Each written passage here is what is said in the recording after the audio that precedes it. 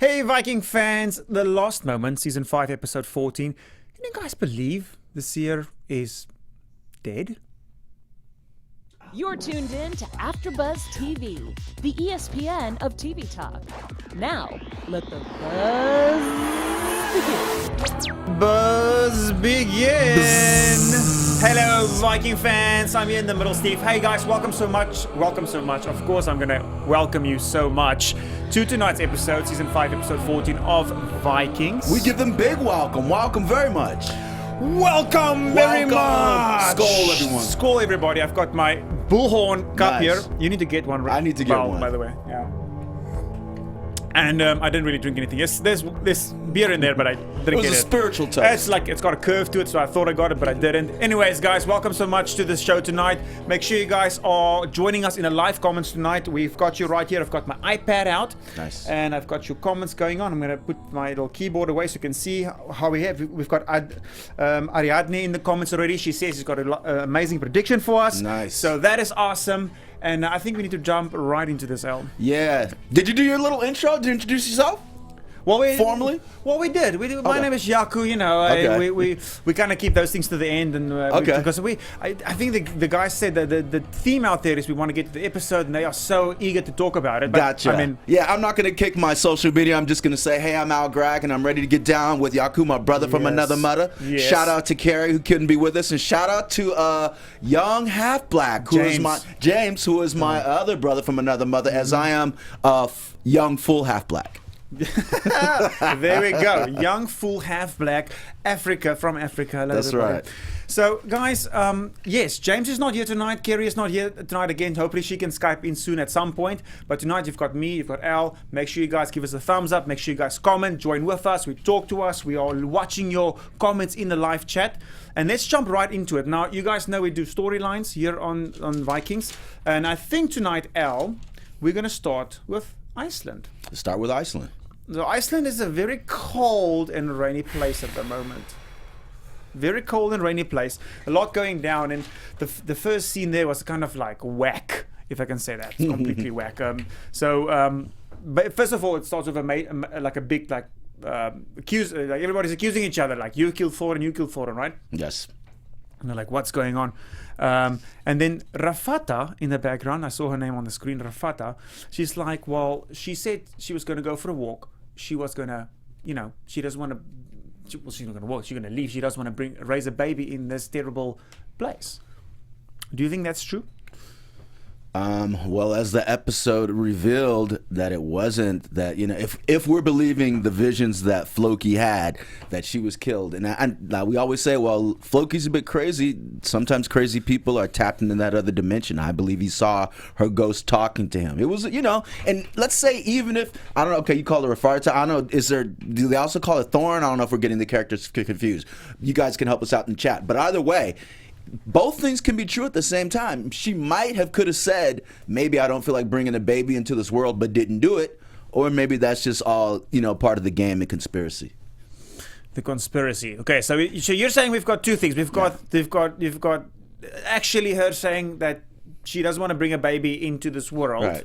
Maybe she did, maybe she didn't. Doesn't change the fact that she was murdered, is what I'm saying. Okay, and so we know that she was murdered. That's what I believe. So my point, and you guys had to jump out here in the comments as well and let me know. She's standing there in front of Floki. Floki is in the middle of nowhere and having a fire, and it's raining, and he's just kind of waiting for something to happen. So now we know Floki saw the gods.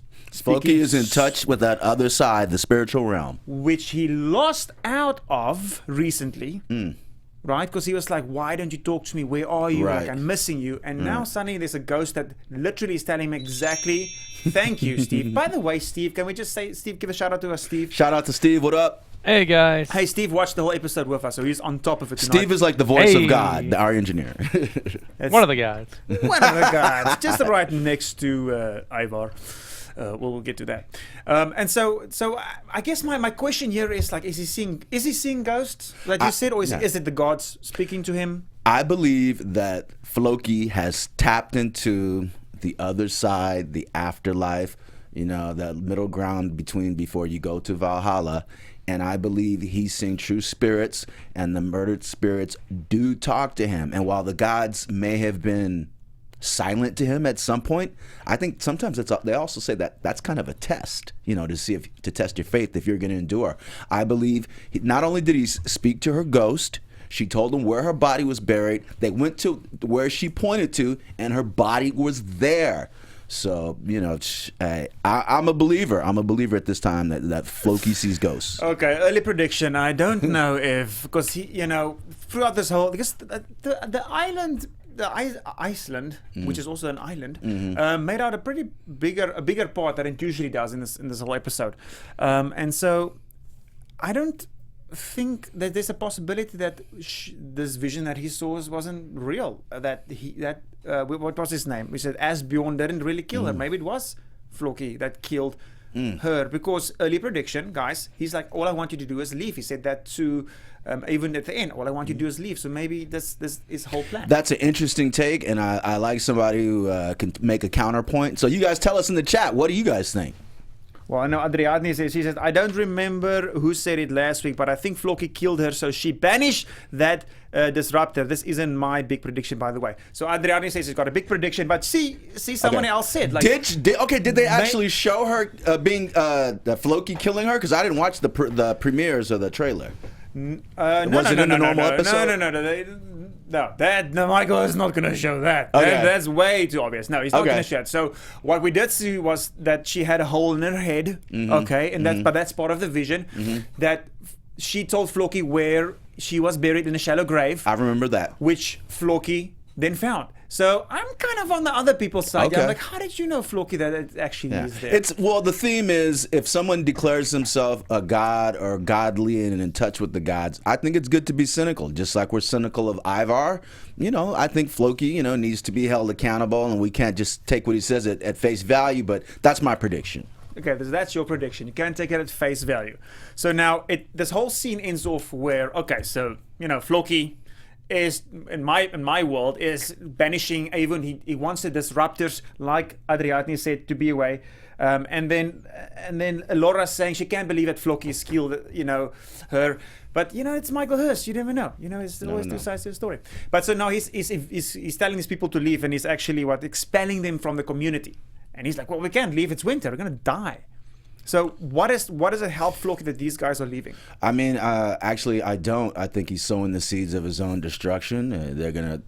Eventually it's gonna foster not just angst now, but it's gonna lead toward a war later on, maybe a surprise attack. But here's what I think what a proper lawgiver should have done, and it's funny how.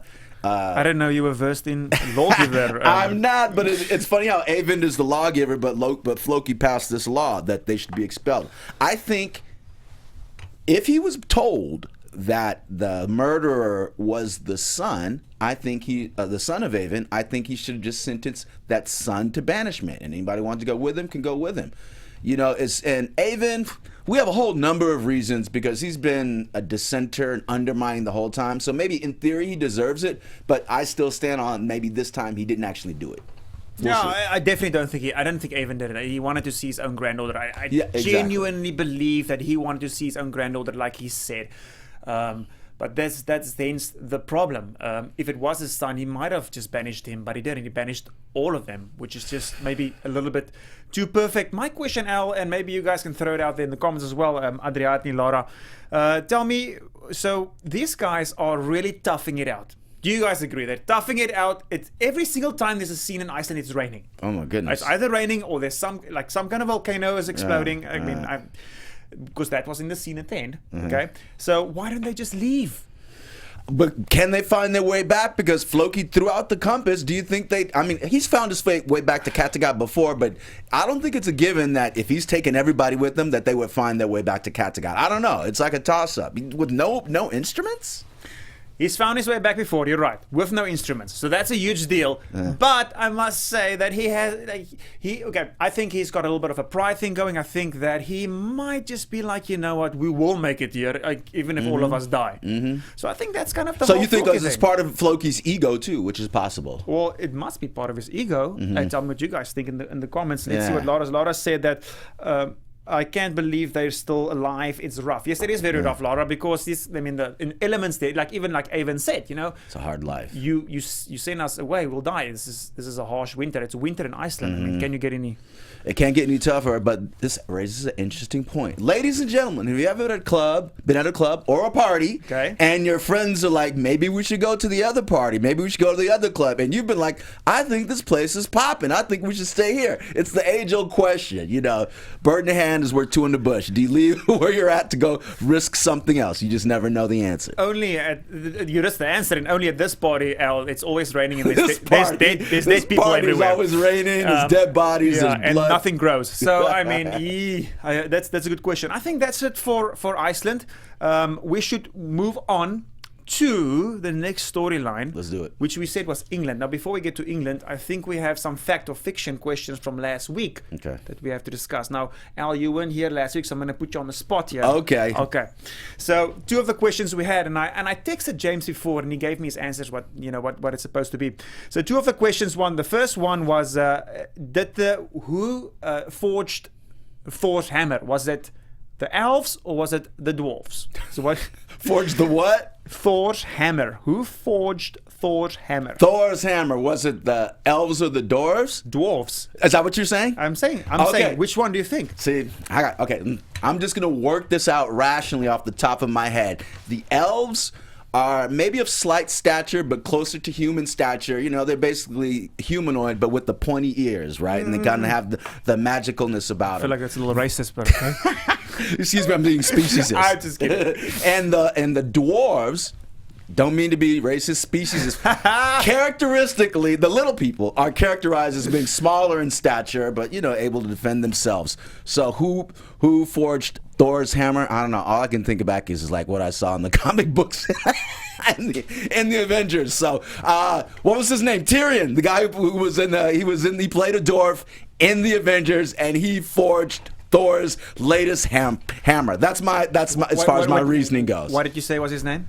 Tyrion? Tyrion, I forget what he named, but he plays the dwarf in the Avengers movie. You are right. It was dwarf. So, yes! You are right. So actually, this is a very long story where, this is a very long story where Loki was actually cut off Thor's wife's 6 hair. And so he had to, she had beautiful golden hair, and Thor said, I'm going to break every single bone in your body. You better get the hair back. He's like, don't do that. Let me go to the, he'll have someone make her hair again. And obviously the dwarves in this world can make anything and everything. Mm-hmm. So they actually made 3 things. They made 3 gifts, and I wrote it down here. So they made a golden boar that can run on water and air.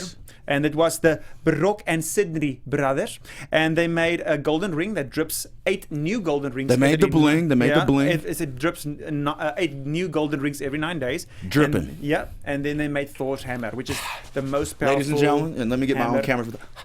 Thank you. No, don't like to brag or boast, but so now this is the next one, and we had a lot of activity in the comments in last week's episode about this. So James's fact or fiction was: do you have to watch when they consummate the marriage in the European, like England back in the day, the kings? Mm-hmm. What do you think? Do the people actually have to watch? Okay, again, going back to my fictitious England history based on a TV show called Game of Thrones, I remember the bedding ceremony where they bring the bed in, they put in the groom and the bride on the bed, and everybody's parading them around.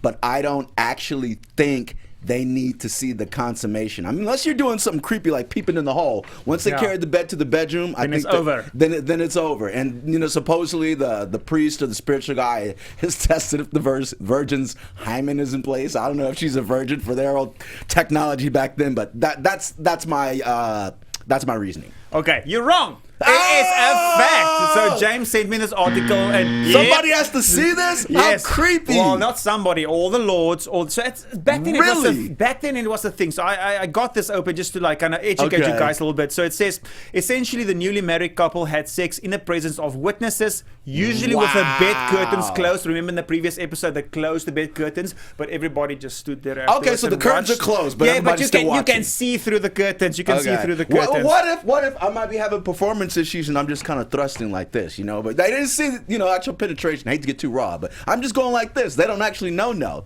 Well, Shout out to the podcast listeners. Shout out to the podcast listeners. If you guys are iTunes, you should actually definitely tune in and see Elle like riding the table. And one other thing, there's Yep. this thing called Prima Nocta, which I had to look up. Again, another. Well, this is Prima Nocta Braveheart. Yeah, and Yeah. I learned it from the Avengers Infinity War, that where the Lord, right, gets the right to lay with the woman who's about to be married. It's crazy, right? But that's the way things were back then. Yeah. Well, it says here, in general, the act of bidding was not a private affair. So back then, they didn't feel bad about something that was actually natural and good between a woman and a man. Take So, the shame out of sex. I believe it, man. I'm just saying. The birds and the bees do it. We do it too. That's the fact of fiction for last week. We're going to have a new one for you guys later this episode. Stop shaming us for being sexual beings. Yeah, exactly. We should do it like they did it back in the 900s. Everybody watch. Everybody watch. All right. So, should we segue to the thing here? Do you Let's want do to it. go over that thing? Oh, okay. Is it Steven, is it cool if I do the live read now? Yeah. Okay, and I'm going to look at my camera right here. Hey, AfterBuzzers, our network produces after shows for nearly all your favorite TV shows. From dramas, reality TV, sci-fi, and more, there's no network that works harder to serve television fans. That's us. We work hard, baby. But we need your help. We're asking that you please subscribe to one or more of our YouTube channels. By subscribing to our YouTube channel, YouTube will suggest content that's tailor-made for you, and you'll help AfterBuzz continue to grow. And if you're worried about those pesky notifications, don't be, because they're optional.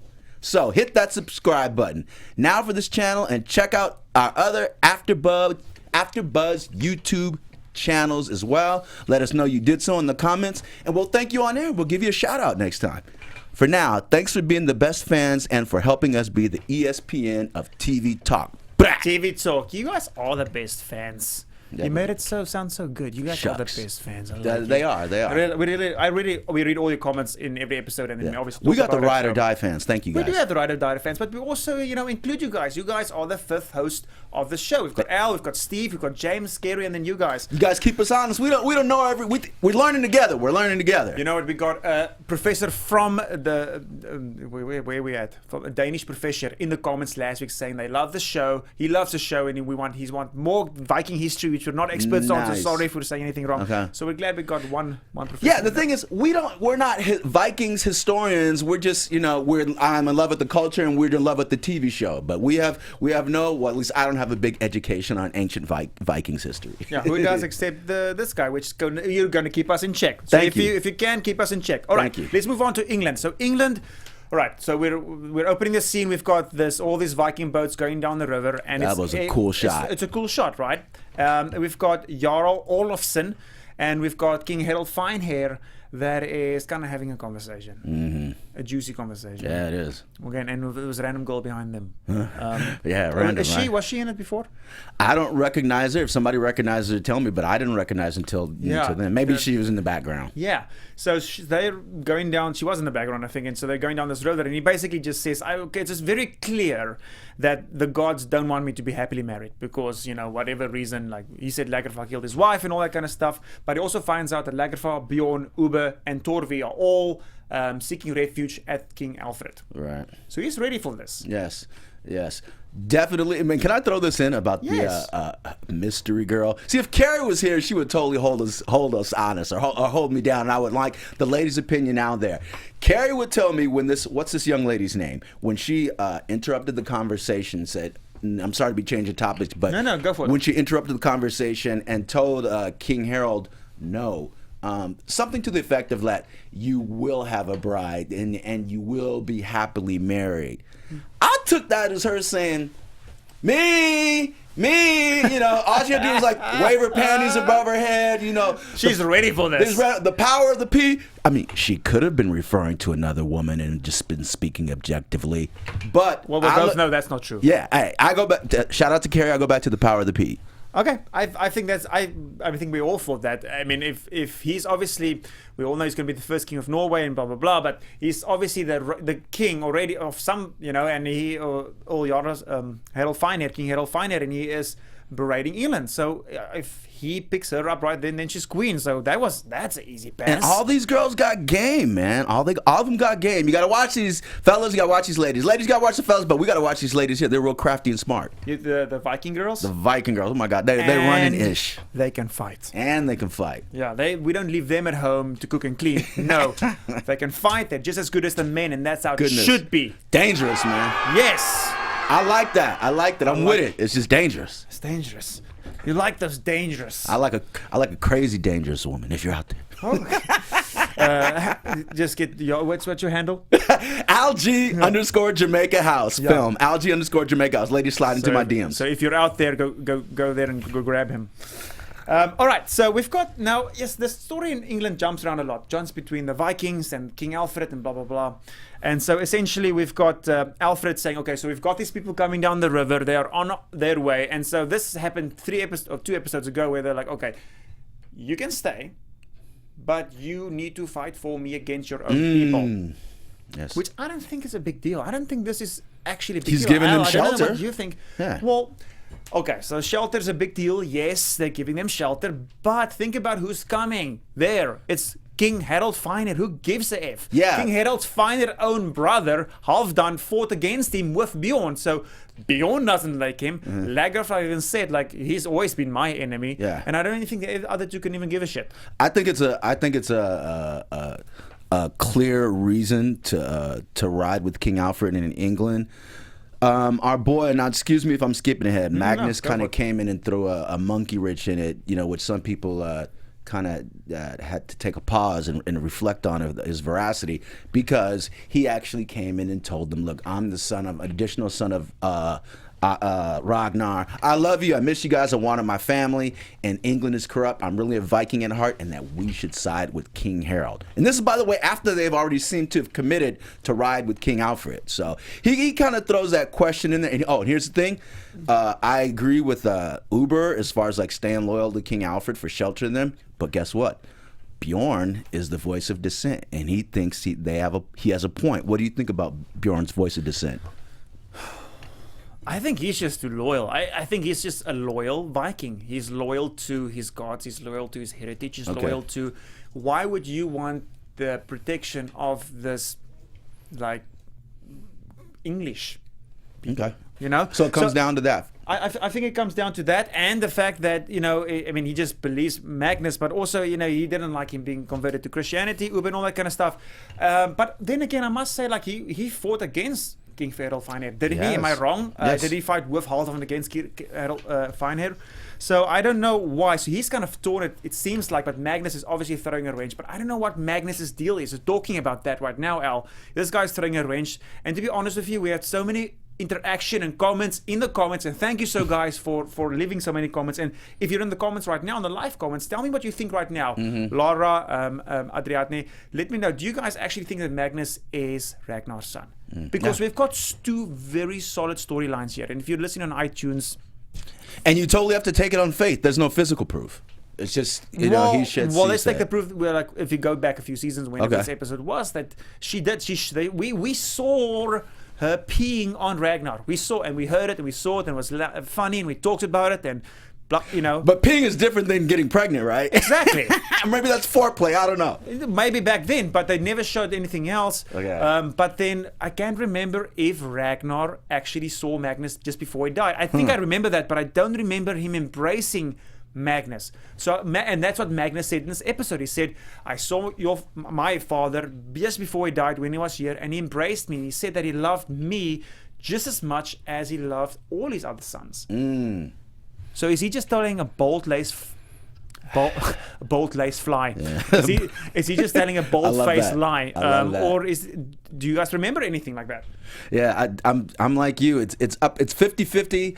I'm slightly more inclined to believe him. Otherwise, why would he have such a motivation for going against Alfred unless the kingdom had kicked him out for suspecting he was the son? So I'm kind of more inclined to believe him more than not, but I also don't think they should still side with King Harold. I think they should play this strategically, even though it seems kind of counterintuitive. Strategically side with Alfred, get on his good side, maybe even defeat Harold, and maybe they don't have to fight hard against Harold or whatever, but then put in his plan to action. look, there's absolutely zero reason to side with King Harold. Like, give me one reason that's a good idea. Like, there's no need to overthrow Alfred, is there? Yeah, to me, it's counterintuitive, but you know, they're playing three-dimensional chess, and like I said, I wouldn't side with Harold at this point. So I want to bring it to this next point. So why were they're saying pledging when Ube was pledging his loyalty to King Alfred and he was going to fight with him? King Alfred asked him a favor. Cuts to the next scene, and King Ube, which you never know what's going to happen. Ube is in the forest, like throwing axes at this dude. Who's this guy? Who's learning to fight? I don't know. Was he one of Alfred's underlings? I don't know who he was.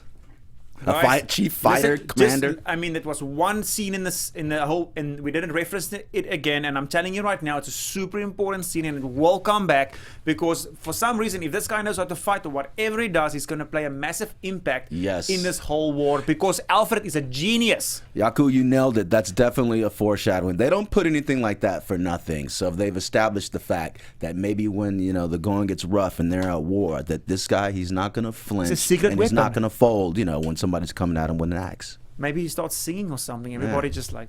So we've got in the comments Natalie saying Ragnar said he is not his son. He pissed on her. That is what he said.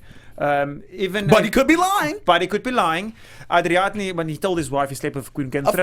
Of course he's going to lie to his wife. But I'm with you. Natalie, I'm with you. Natalie, I'm with you. Adriatni is saying, even though I believe that guy is actually Magnus, no, I don't think Magnus was Ragnar's son. Cool. And then Laura's saying, I don't remember that at all about the whole thing, but Ragnar telling me he loves him. And then he said he could be a spy. And that is what Emily's saying. He could be a spy. Now that's three-dimensional thinking. Now, I like that. That's that sentiment in the chat. I like that's challenging, his veracity. Thank you, man. Yeah, and no, this is the chat. Don't thank me. Thank the people in the chat. You guys are awesome. Laura's saying, no, I think they should definitely stay with Alfred. Good on you, Laura. Yeah, stay with Alfred, and then, at least for now. Ali Cat Diva saying that that was Alfred being taught to fight by Ube. Was that Alfred? Was it Alfred?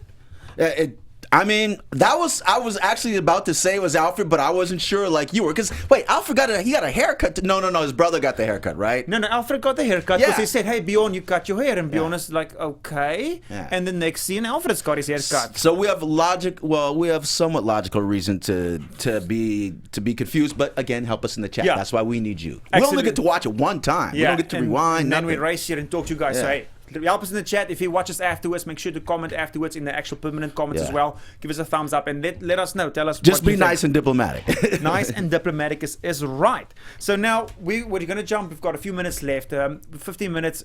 Let's get to the coup. So these guys are making a coup, and we saw this in the end of the previous episode, right? We've got Aethelred. We've got all the lords. They don't like. We've got a weak king, is what they're saying. We've got a massive army coming our way. You should be the rightful king.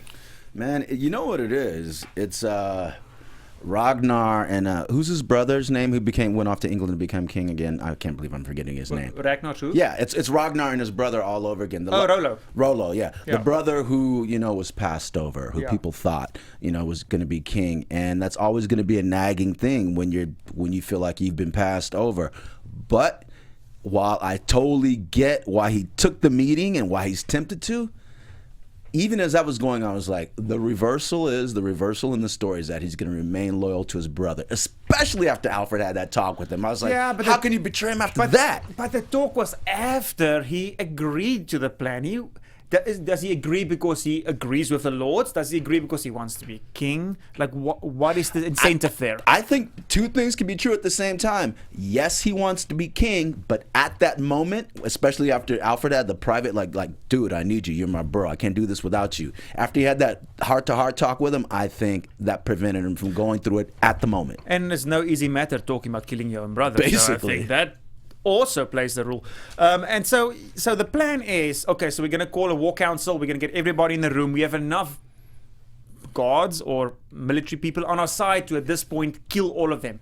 So you want to take on 4 Vikings in a room, Alfred, which is cunning as shit, and Haemond, all at once. Right. Even if you did the plan, it wasn't going to work. Okay? That's a fool's journey. Yeah, that's perfectly said. It's absolutely a fool's journey. Megan is saying it's like Alfred thought Bjorn's haircut was so fresh that he had to get one too. Mr. Me Too, copycat. I agree. I think but it is fresh. Yeah, no, he got all that long locks of him off. Okay, so this whole thing ends with obviously him not pulling through, Elfred not pulling through with the well, not the whole thing. We've got a little bit on the other side here as well. But essentially, we head on to Lager van Hetman, and he's saying to her, telling her that he would go to hell for her. He's willing to like basically just neglect his whole, and neglect is the right word, but his whole faith for her. So he obviously sees her higher than God. And man, talk about a point. Ladies, in the chat, tell us. I know it sounds romantic. I will go to hell for wait, turn to this camera. Lady, baby, I will go to hell for you. I will neglect my God for you. I will burn for you. That's how much I love you. Wow, that may be sounding very nice to a woman's ego. Do you actually want a man who doesn't stick by his word and doesn't stick by his principles? Oh my God, you had to go so deep on us right now. Relationship advice here. I like this. I don't have the answer. We love in this show. We pose a lot of questions to you guys. How many questions have we already posed, and how many have you guys answered? Which is amazing because we want you guys to be a part of the conversation. Yep. It's not just about us saying all. what we're talking about. It's about you guys telling us what you think. Yeah. So all right. So this whole Wessex, Essex, English thing is coming to an end. Haymond is basically all up in that. Lagerfra is his beginning and his end. All up in it. The war council obviously fails, and Alfred is going to now ride and march in front of this army, which I don't think it's the best idea, but I guess Alfred also might think, well, if I'm not going to kill him now, he maybe dies in war, and then it's all al natural. And I think you're exactly right. And then also, I think Alfred needs to feel like he's one of the men, and he wants to show his people that he's one of the soldiers. Which makes him boom, done, and that makes him a good king. Skull to the brain. To the brain, and so we end with the whole scene where Magnus is introduced, and Uber not buying it, not saying like, well, he's not, the whole thing where you just had the discussion, but basically just saying like, I just don't believe you. So not being let into the little circle, the little Viking circle inner in circle. Essex. All right, the circle of trust. Oh my God, I'm crossing off Kattegat. All right, so they've got a few minutes left. Let's see, we've got Kattegat left. Now this is a big storyline, a lot happening here, a lot of juicy stuff, a lot of craziness in this storyline, and it starts off with the whole ceremony. Now we saw this Ivar sacrificing this girl, which I asked Adriani in the beginning. I was like, while I was watching the episode, me and Adriani was like commenting back and forth, and you guys should join us while I'm watching the episode. And I was like, do you know who that is? It's like, no, I don't know who that is. It's some random girl that just looks like... I thought it was going to be... I didn't think it was actually going to be Lagertha, but I thought it was going to actually be, at least, because they have so many blonde women in there, but I guess that's a trait of being Viking. But I thought it was going to be somebody that we would have recognized. I don't know, Torvi, anybody. We were... Well, Torvi's in England, so... No, but somebody... Okay. Somebody, but... Yeah, I get what you're saying. A lot of you guys thought it was going to be the Seer. Which I was like, yes, I wish I made that prediction last week. And then it wasn't the Seer, so I'm happy I didn't. But I think we all predicted he was going to kill the Seer right then and there, right? Well, we're going to get to this, and then it actually happened in this episode, which is crazy. So what was funny to me is that in this scene where they're like, some woman is like, that's not Lagertha, that's not, and then everybody starts saying, Hail Ragnar. And so that's kind of a knock to your ego, like start hailing your father, which is obviously the greatest Viking ever. I mean, we all know that. Man, the mob mentality, man. I mean, it's not to get too political what we're going through now, but it's not even, we don't know who's right or wrong, but it doesn't even matter these days who's right, who's wrong, who has the truth on their side. It's who's yelling the loudest. And that's exactly what Ivar did. Mob He convinced the mob. He's like, she killed my mother in cold blood. She's a witch. She betrayed us. She was given to me by a Danish king that wanted to attack Kattegat. And someone is like, traitor. And he's like, that's right, traitor. He's just agreeing with the crowd. And he's such a good communicator. And that's what brings him up to that level. And so eventually they slit this poor girl's throat and burn her. And she's dead. Yeah, man. This episode kind of gave me some tears, man. Seriously, it was. This is probably one of my favorite episodes so far of Vikings, and including all 5 seasons. so far. You think this is better? It's right up there, man, because it hit everything on the metaphysical, the spiritual, the afterworld. It showed all the intrigue, the politics, and we got a lot of good comments as well about like we're excited for the next episode. You think it's season 5 already, right? So it's been in there, and Michael Hurst is still whipping out the whipped cream. Shout out to him. Shout out to Michael Hurst. So the funny part in this whole beginning scene for Kattegat is Witsek. So Witsek is completely challenging his brother, right? So he's kind of like looking and laughing. He's saying outright, after they killed this poor girl, he's saying like, you know just as well as I know that wasn't Laga for us. I'm not going to drink to her death because she's not dead. You also know that you're not a god. And so this is the issue. Now his wife gets involved and all that kind of things. And long story short, he leaves out of the room. And this is where we start seeing this other girl coming into the picture. Other coming. Do you think Witsek's gonna eventually hook up with her? Well, no, he did. Remember, he was in the bed. He was hooking up with her because they move fast. These Vikings. So She asked him questions. So they formed an alliance, basically. Yeah, they formed an alliance, but the point is, like, she's talking to him about, what's your mindset? Why don't we just leave? And he's saying, well, I'm here for a reason. I just don't know. Man, why? I gotta commend him on that, man, because that takes some strong spiritual principles, because he knows Ivar. He's knowingly endangering his own life by trying to subvert him in public, in private. Now, granted, Ivar kind of deserves it because Ivar used to kind of like needle him and belittle him.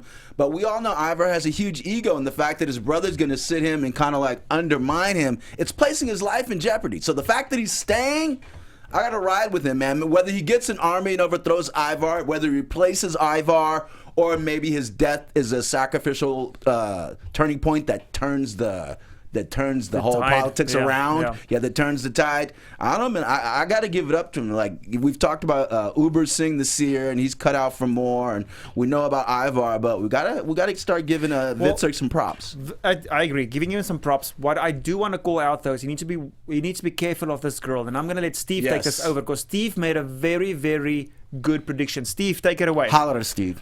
Okay, hey guys. Steve on the booth here. Just get through myself up a little bit there. There we go. Sorry, guys. Yeah, so, just as this sacrifice with hashtag not Lagertha happening, wouldn't it be just so convenient to have this girl just come out of the blue as the god Ivar knows he's alone. He knows that he's a loner in his opinions about everything, calling him out like a heckler, right? And she comes over and she's just like, I completely understand where you're coming from.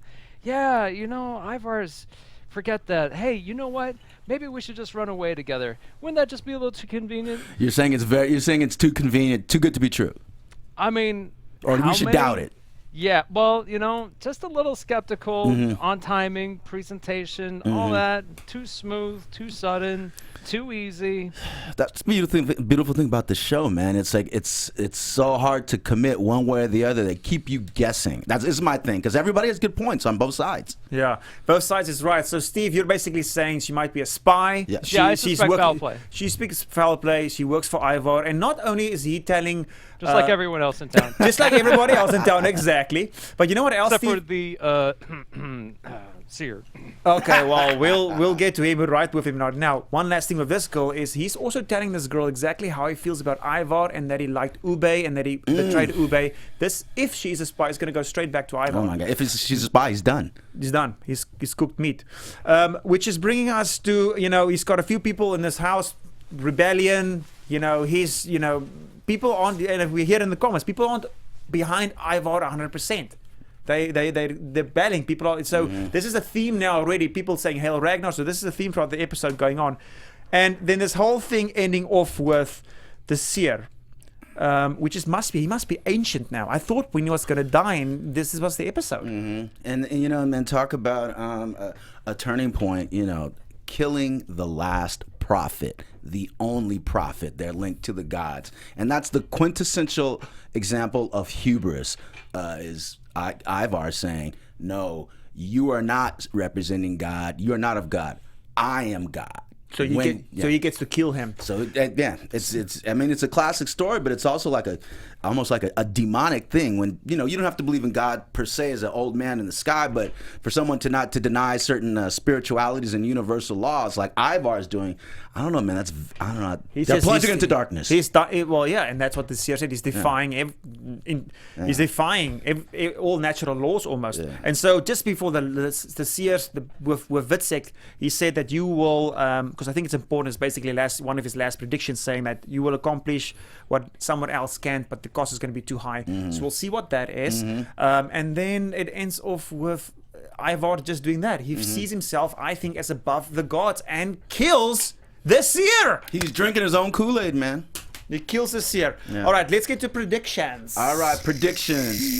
Now, your AfterBuzz TV prediction. All right, Adriadne, I need you to write me your prediction, throw it in there while Al gives us his. All right, I'm going to look at the Al camera, the predictions camera. Ladies and gentlemen, as we discussed earlier, I still think not only does it behoove Lagathar and Bjorn and Uber to side with King Alfred. I think it behooves them. Even if they want to betray him later, I think they will. And if they undermine him in the war with Alfred, it'll be subtly. It won't be an all-out rebellion like Magnus suggested.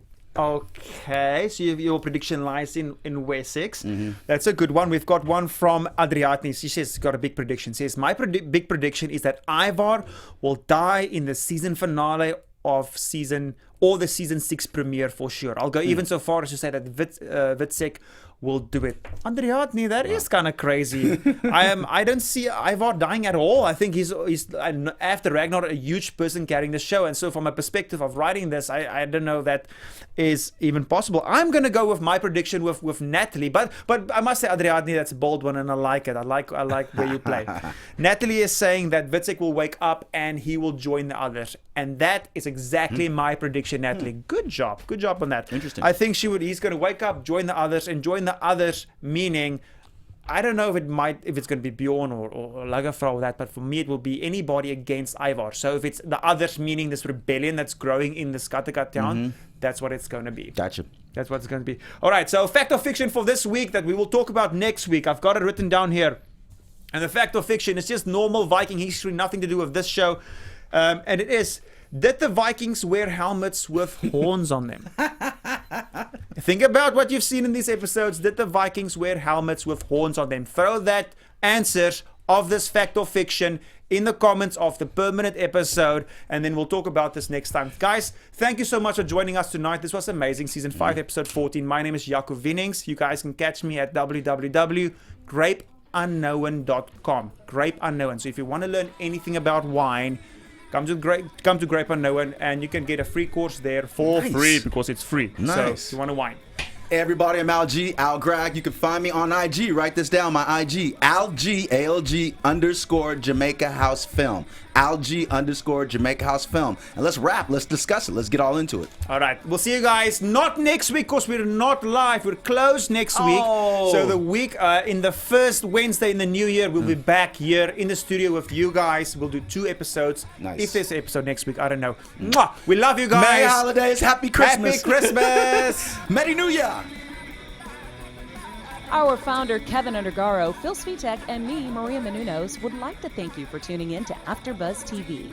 Remember, we're not just the first, we're the biggest in the world, and we're the only destination for all your favorite TV shows. Whatever you crave, we've got it. So go to AfterBuzzTV.com and check out our lineup.